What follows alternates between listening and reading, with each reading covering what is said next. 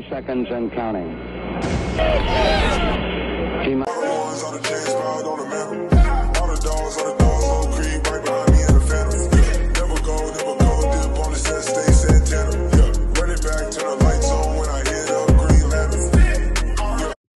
Hey, what's good, yo? Welcome back to another video. It's Anish. I'm joined with DJ, and the Rockets have won against the Oklahoma City Thunder, 124-91. Our record is now 1-1, and it's crazy how we bounced back from a blowout loss against the Timberwolves, like a 20-point blowout loss. And so it's really nice to see the team clicking on all cylinders. So many of our players went off. Christian Wood had a 31-piece, 29 points, 13 rebounds, 4 blocks, 12 of 8 from the field, 4 of 6 from three-point, and 84% true shooting. And free throws, he has 101, so his free throw shooting is getting better, 100% from free throw. But yeah, so what are your thoughts on Christian Wood today? He looked like an all-star. Definitely an amazing game from Christian Wood. He was so much more aggressive on all aspects of the game, especially on the defensive side of the ball. I love seeing it. I think he had like 4 blocks or something. It was just crazy. But yeah, firing from 3, posting up, just being a big man with a Thunder team that doesn't really have a big body to put in the paint besides like Derek Favors, but they didn't play him that much because they're focusing on their youth and all. Anyways, but Christian Wood, just an amazing all-around game. Had let me pull up his stats here. I believe he had like 31 points, 13 rebounds, 4 blocks, 12 for 18 from the field, so very efficient, and then 4 for 6 from 3. He played like his all-star self, and this was definitely a good game for him. A bounce-back game after getting bullied by big guys like Cat in our game, which we do want to forget, but we'll end up going over it later on in this episode. Yeah, Christian Wood just looked amazing out there. Like, he was doing it all. And another player that stood out this game was KPJ. In 31 points, he scored 20 points, 8 of 17 from the field, 4 of 8 from 3. And it was a huge bounce-back game for him as well, in which he had 11 points and 3 assists and 3 rebounds in the Timberwolves game. Now his assist was 9 assists and 3 rebounds in the Thunder game. So he really bounced back in a really good way. And I don't know if y'all noticed, but there's a really strong connection developing with KPJ and Green on the court. Just like Green dishing it out to him, and then KPJ making, and then vice versa, KPJ passing it to Green and Green drilling a 3. So I really love to see that connection, and really hope that thing blossoms into something bigger, something more. And so yeah, what did you see from KPJ today? The perfect bounce back game. If we saw against the last game against the Timberwolves, KPJ had, I believe, only 3 assists and 9 turnovers. And honestly, a lot of people were even questioning whether he's he's a point guard, and not more. I mean, KPJ is not a natural point guard. You think of James Harden. James Harden is a shooting guard that just, when he has the ball in his hand, he can play make and score. So they end up running him as a point guard, like how Kyrie Irving said on the Nets to James Harden, hey, I'm the shooting guard, you're the point guard. That same way, Kevin Porter Jr. is our point guard. He's lengthy, he's athletic, he has all the capabilities that James Harden has. He can be that kind of player. And in this game, with 18 points, with 9 assists, with 3 rebounds, 2 steals, a block, with a plus 25 from the field, just an amazing shot, amazing game. And my favorite thing, his 50% from the three-pointer. He's making his threes, which was his biggest concern coming into this season. Hey, can he make threes consistently? I can tell that his main spot that he's really getting it is from the corner. He's running off ball, getting open shots in the corner. He's doing good at that. He's also, a decent step back, off the dribble shooter. So he's getting up there, and if he can develop this and consistently hit threes, he's just going to be so much harder to stop. Yeah, KPJ definitely going to be most improved player this season. I mean, there's only a few other guys who can get that award, and I think KPJ is definitely going to be one of the main candidates for it. And next, let's not forget about Jayshantay. He was also doing it all. He got a double-double this game, 16 points, 14 rebounds, 5 assists, 1 steal. And just when you were seeing Jayshantay, the one word to describe him is just energy. And he grabbed, there was a rebound where he got over 3 guys. That's the stuff that Jayshantay does for us. He's just an absolute dog on the court. And again, 2 from 2 from 3. And again, kind of similar to KPJ in terms of 3-point shooting, Jayshantay doing a good job from there too, making his shots. And he's a very important part. I feel like a lot of people kind of forget Jayshantay when thinking about our young core. And you were like, oh, what, 25 years old? He's not that young. I mean, I feel like 25 years old is still within that range to call him part of our young core. And yeah, he's very, very crucial to us. So yeah, what are your thoughts on Jayshantay? Really, really great game from him. I want to go back to that play you were talking about, how he grabbed that board over three guys on the same possession. Right afterward, did a quick little spin move, saw Wood in the corner, dished it out to an open three. His game, the way that he plays, it wins games. He plays so hard with so much heart. He's our PJ Tucker.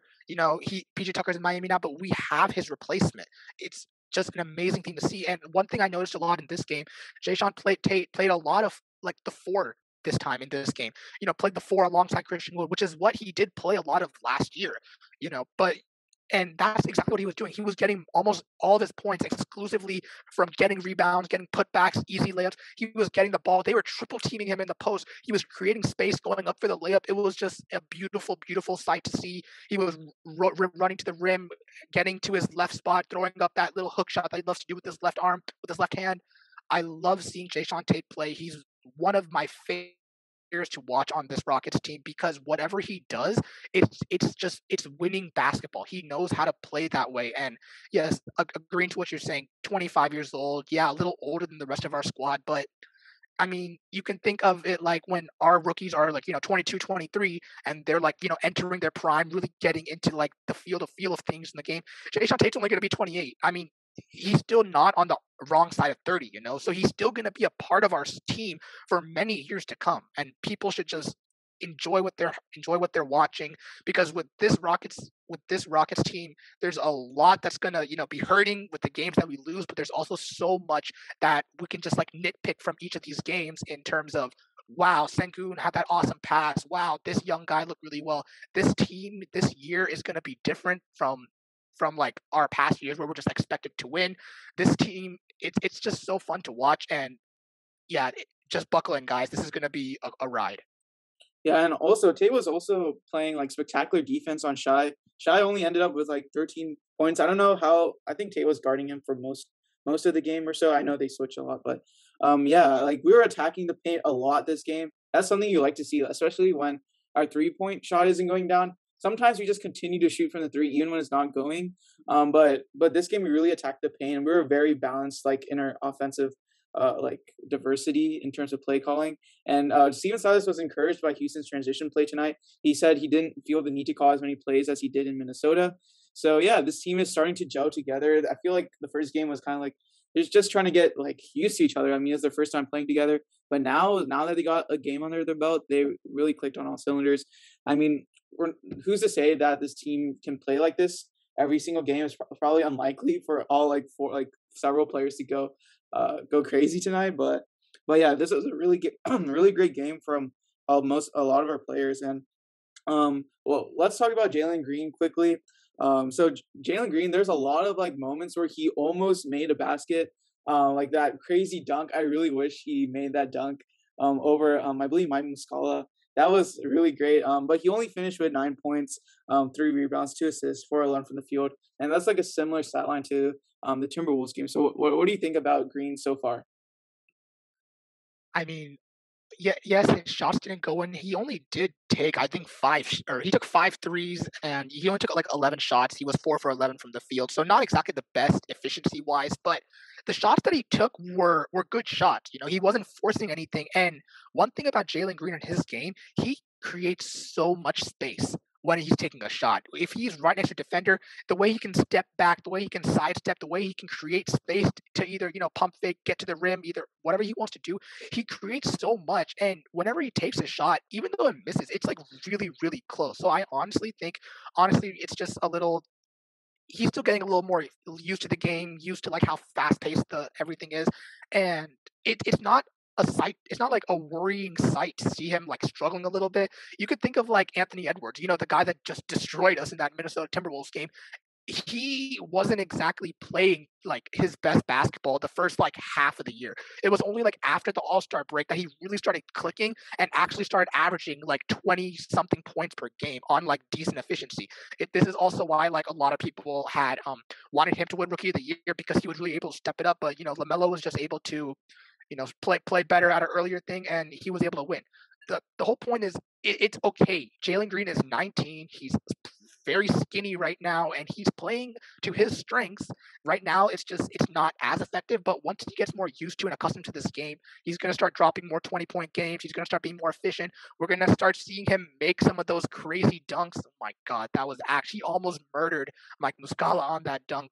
But yeah, it's not nothing much to worry about in his game. We just got to be patient, wait with him because he is a future superstar. Barring injuries or anything bad happening, he has the potential to really be a future like one of the best players in this league for many, many years to come. Yeah, like you said, patience is very key, and not just for Green, but for a lot of our young players. You might get frustrated with some of the turnover, like the amount of turnovers they may get or whatnot. But like at the end of the day, like as long as we see like some flashes in some sort of way, that's what you look at. You take the positives, and then you can start being critical at them. I guess.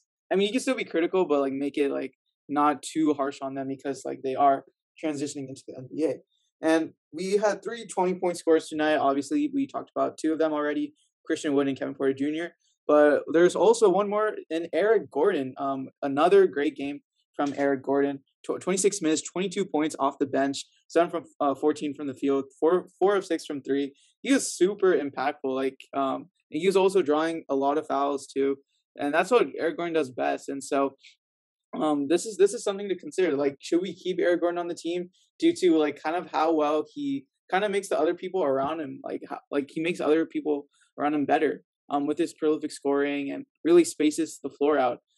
Or should we, if a team is willing to offer like a high pick, like a first round pick, would that be something to consider going into the season and then, like when trade deadline comes around? Yeah, definitely. I really liked what I saw from Eric Gordon tonight. A lot of vintage Eric Gordon, that six man of the year type of like just scoring punch. He was able to do it on all cylinders, shot it very well from three, got to the rim, was decent from the field. I loved what I saw. And, talking about that trade, if it happens, I don't want to trade Gordon right now. Not right now. Maybe by the trade deadline, I would be more open, and that only if the price is right. I feel like if Gordon is able to play this year, and if he's able to average something like a solid 15 or 16 points off the bench, maybe like 39, 38, 40% from three, and like 50 something percent from the field, teams are going to be willing to offer a first round pick because Eric Gordon is definitely a player that can really help a contender. He's able to, score on all three levels. He's a decent defender and he can clamp up when the time is right. He knows how to get to the line, get his fouls, get his fair share, create for himself, and sometimes create for others as well. So I love Gordon. I really like the way that he played tonight. And the only thing is, I want him to mentor our guys like Green, like Gup, like KPJ, and just our young guards a little bit more right now with like how to play off ball better, how to move your feet better when guarding perimeter guys. Just bring that sense of like leadership and just like veteran presence. I really want that right now, at least until we can say that Josh Christopher and Armani Brooks are certified rotational guys, because right now they're at the end of our rotation. They're playing garbage time minutes and they play well during that time. Just are they a capable sixth, seventh man off our bench? I don't think so, not yet. Maybe by the trade deadline, I could definitely see it happening. And if the price is right, I could definitely see teams trading, a late first round pick for him. Yeah, I mean, the situation is already clear in Houston that Gordon is willing to be moved to a different location, like different team. But it's just going to be interesting to see how that situation all plays out. I mean, we were like thinking there were rumors of us trading him like before the draft and all. So I mean, I'm sure EG and like Stone know like what the situation's at right now, and I guess EG's like really doing a good job at building his value for us, if you want to think of it that way. But I definitely know a guy who should be traded, and that's Daniel House. But we don't need to talk about him. He wasn't too impactful at all. But yeah, moving on. This next point is like the kind of conversation between starting Sengun or Daniel Tice, and a lot of people seem to be questioning the Daniel Tice signing. What are your thoughts about that? Okay, so I mean, Daniel Tice is a good player. Don't get me wrong. He's a good player. And I know that what we've seen from Alperen Sengun has been amazing, whether it be summer league, preseason, these last few games. He's a good player, and the thing that's really, really standing out to me are his passing ability, his IQ, and his defensive awareness on the court. Alperen Sengun has been playing really good defense. I've noticed that, and that was one of his like biggest weaknesses. When you look at like his draft combine, look at his drafting stats, everyone said, "Oh, he's not a good defender." But the truth is, or because he's not like as athletic, he's not able to contest shots as well. But the thing is, he is able to contest shots well because he is able to read plays, read the floor, read the opposing team's game plan, and just be at the right spot to get steals, to to laterally move himself and get himself in the air with both hands up, not moving his arms or anything, and having other teams draw a foul on him. He's been playing really, really good. But the thing is, I like Alperen Sengun off of our bench right now, just for right now, okay? Because uh, Daniel Tice is a solid, just he's a solid NBA, rotational big man. I like his fitting a little bit with Christian Wood, because when Christian Wood isn't dominating on defense like he is right now, that's more of Daniel Tice's job. When we're playing big teams like the 76ers with Joel Embiid, with the Denver Nuggets with Jokic, with the Heat with Bam Adebayo, you're gonna want a guy like Daniel Tice guarding these guys. And I think Alperen Sengun's fit off the bench is better for this Rockets team because of his playmaking and facilitating abilities. We don't exactly have a facilitator off our bench that we can reliably who can reliably create shots for others. We have guys like DJ Augustine, but DJ Augustine is more of like just a ball handler and like an offensive, like he's able to manage and run an offense, but he's not really able to facilitate as well as a guy like Alperen Sengun, who I honestly think is our second best um, playmaker on this team behind Kevin Porter Jr. So when you have a guy like Alperen Sengun on your team, off your bench with that second unit, you're able to run that offense like a Denver Nuggets Nikola Jokic run led offense. In the sense that Alperen Sengun's at the top of the key. He's if he develops his 3-point shot, that's just even better, because if he can develop his 3-point shot, he can make that three. But what we've seen right now is how much he can just pump fake, get to the rim, make a quick pass to another roller, to a guy in the corner, to the guy top of the key. Just he's always seeming to make that right pass. And the only problem is he does get some turnovers, but that's only because his teammates aren't expecting a pass. I feel like if Alperen Sengun is able to play with our bench and he's able to get more reps and more runs in, he's able to learn the offense more, and his teammates are able to learn with him as to like, hey, if I just run around, Alperen Sengun's gonna find me. I'm gonna hit an open shot, and once that happens, he's just going to get more confident and a better feel for the game. He can only do that, I feel like, if he is off our bench. However, I feel like by the All-Star break, or like, yeah, around the All-Star break, I can definitely see him moving up into the starting rotation. Yeah, Sangoon, like you said, like the turnovers, like he's just so crafty with it, and we kind of expected this kind of like I knew Sangoon was going to be special, being a Turkish League MVP and all, but like he's been really great this season. What we've seen from like the summer league and whatnot, he's been. I feel like he's going to be like. I feel like he's going to make a all NBA rookie team. All rookie or whatever the wording is for that, but yeah, Sangoon's gonna be really nice.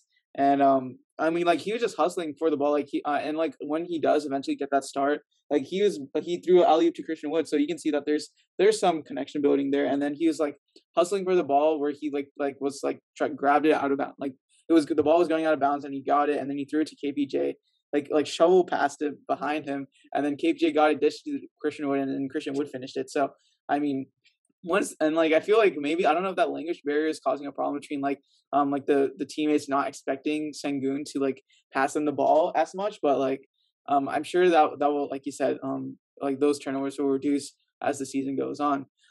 But yeah, and then like one thing to note was like I just kind of wish that our bench unit and J Gup, Armani, Garuba, and KJ got more minutes. Like we were winning by 30 at the beginning of the fourth, so I expected them to like at least play 8 minutes or so, but they only played for the last 5 minutes. But what did you see from that unit? Well, I feel like that unit. I know this sounds weird, but like I feel like if a team is down, they have more energy to like, hey, we can bring this team back. They've been referred to as our CPR squad. They just play with so much heart, so much effort, and hustle. I love seeing them play. They didn't play with it as much this time because we were up by like 30 points. So you know what, that's fine. But it wasn't a bad outing either. Josh Christopher got some decent shots. They weren't the best, but they weren't the worst either. Christopher got his shots. Garuba, played some solid defense. Armani Brooks, I've noticed that he's hitting a lot more of like, off the dribble 3 pointers. This year, he has a ball in his hand. He's creating shots for himself rather than moving off ball and having like some guy passing the ball in order to get an open shot. Which if he can add that to his arsenal, oh my God, he is going to be so much better than what we thought. So, it's the small things. You can just nitpick here and there where we're improving. And these guys aren't going to be getting a lot of reps this year, or unless they go to the G League. I can definitely see a guy like Garuba and maybe Christopher. I doubt it though. He's been playing really well this year, and I feel like if Eric Gordon is like sitting out back to backs, we're going to want to have Josh Christopher in to like play his games. But if they can get more of like a feel for the game, just more runs together, reps together, they're a good little squad, just like a fun little squad to watch at the end of these games, whether we're being blown out or whether we're doing the blowing out. They're a good team to watch. Yeah, and like Josh Christopher was like in right after the game ended, he was in the gym working out, and so you can see like that mentality there with Josh Christopher. I know he's dying to get more minutes, but yeah, and like Armani, he was only in there for 6 minutes, but he got 6 points. He had uh he had one three, 2 for 3 from the field. So, but yeah, Armani was like great in the 6 minutes that he played. But yeah, this team can be something. I mean, Silas guiding the ship and whatnot. They could be fighting for the plans, maybe not. Like it will be interesting to see. But that's pretty much it for the video. Let us know your thoughts on this game, and as always, be sure to like, subscribe, and turn on post notifications. Thank you for watching. Peace.